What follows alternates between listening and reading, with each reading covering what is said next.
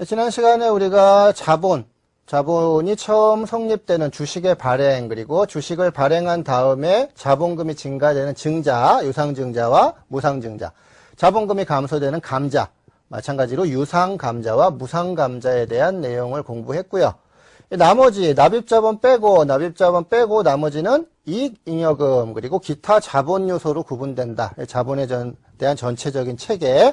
그래서 자본은 납입자본, 이익잉여금, 기타 자본 요소로 구분된다. 지난 시간에 우리가 납입자본에 대한 내용 공부하셨고요.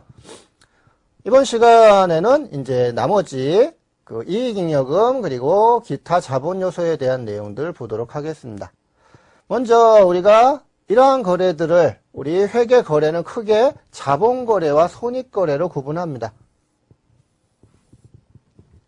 자본거래란 것은 주주와의 거래를 자본거래라고 부릅니다. 주주와의 거래를 자본거래, 그리고 나머지 거래를 손익거래라고 부릅니다. 자본거래는 주주와의 거래예요. 그래서 주주와의 거래에서 차익이나 차손이 발생되면 그것은 앞서서 봤죠. 그것은 수익이나 비용이 아니다. 그래서 자본거래, 주주와의 거래에서 차익이나 차손이 발생하면 수익 비용이 아니라 전부 자본으로 처리한다. 대변에서 발생하면 자본의 가산 항목이 되는 거죠. 뭐 주식 발행 초과금, 뭐 자기 주식 처분이익, 감자 차익, 이런 것들이죠. 이런 것들. 반대로 주주와의 거래에서 차손이 발생해도 그것은 비용이 아니라 또 자본으로 처리한다. 주식 할인 발행 차금, 뭐 감자 차손, 자기 주식 처분 손실, 이런 것들이죠. 그리고 자기 주식도 마찬가지죠. 이런 것들은 자본의 차감 항목이다. 차변에서 발생되는 자본이니까요. 그래서 주주와의 거래를 자본거래라고 부르고요. 자본거래에서 발생하는 차익, 차손은 전부 다 자본으로 처리한다. 자본으로, 수익 비용이 아니라. 나머지를 손익거래라고 부릅니다. 손익거래. 손익거래에서 발생되는 것이 이제 수익과 비용이 되겠죠. 수익과 비용을 더하기 빼기해서 나머지가 이익이나 손실이 되는 거죠. 이러한 손익거래의 결과는 일반적으로 손익계산서로 가게 됩니다. 손익계산서. 이것이 수익과 비용이죠. 수익과 비용.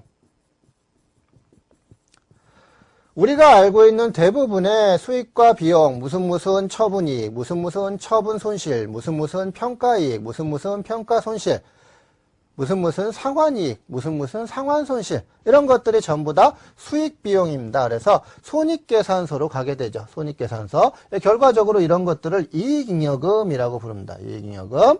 그런데 손익거래인데, 그러니까 주주와의 거래가 아니에요. 주주와의 거래가 아니라 손익거래입니다. 나머지 거래인데 손익계산서로 가지 않는 항목들이 있어요. 이게 뭐냐면 기타 포괄손익입니다. 그래서 수익 비용이 아니에요. 그래서 당기순이익에는 포함되지 않죠. 근데 포괄손익에는 포함이 되는 손익입니다. 그래서 수익 빼기 비용이 당기순이익이죠. 여기에 더하기 빼기 기타 포괄손익이 총 포괄손익이죠. 그래서 여기에 들어가는 거죠.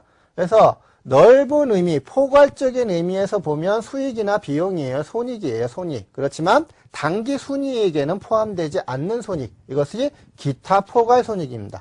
우리가 알고 있는 대표적인 것이 뭐 매도 가능 금융자산 평가이익, 또는 뭐 매도 가능 금융자산 평가손실, 또는 뭐 유형자산에 대한 재평가 잉여금, 이런 것들이죠. 이러한 것들은 넓은 의미에서 보면 당기순이익이에요. 그래서 총 포괄손익에는 더하기 빼기가 되죠. 그렇지만 미실현된 손익이기 때문에 대부분이 이런 것들은 당기순이익에는 포함되지 않는다. 그래서 그 손익계산서상 당기순이익으로는 가지 않아요. 그래서 이러한 이익잉여금이 아닌 기타의 포괄손익이다. 그래서 매도 가능 금융자산, 평가이익, 평가손실, 이런 것들이 있겠습니다.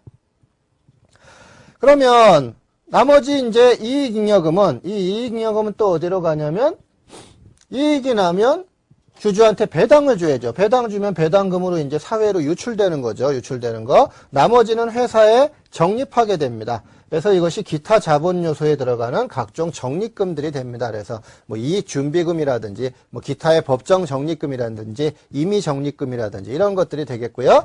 나머지는 차기로 넘어가는 구체적인 이익잉여금이 되겠습니다. 이게 이제 자본에서 얘기하는 납입자본, 이익잉여금, 기타 자본 요소죠. 그 중에 이익잉여금이 이 이익잉여금을 칭하게 되겠습니다. 이익잉여금. 그러면 이 이익잉여금은 각종 배당이나 적립이나 나머지 걸로 처분하게 되는데요. 현재 재무상태표에서는 이익이 났다고 해도 그 이익에 대한 처분은 다음 기에 이루어져요. 그래서 1월부터 12월까지 사업연도다, 회계기간이다. 그러면 주주총회를 언제 하냐면 다음 연도 2월이나 3월에 합니다.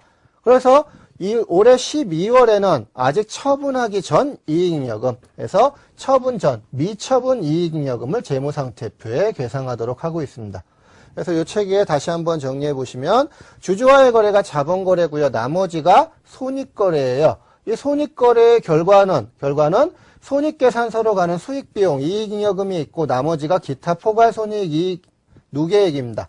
이 손익계산서로 가는 이익잉여금은 다시 배당으로 나가든지 적립으로 회사 안에 남든지 아니면 나머지가 이익잉여금이 된다. 이것이 이제 우리 자본에 대한 전체적인 체계입니다. 그러면 일반 적립금들 한번 보도록 하죠. 일반 적립금들. 배당으로 주게 되면 이 회사 안에 손익거래 결과 이익이 났어요. 그 이익을 배당으로 주면 사회로 유출되는 거고요. 우리 회사 안에 남겨두려면 각종 적립금으로 적립을 해둡니다.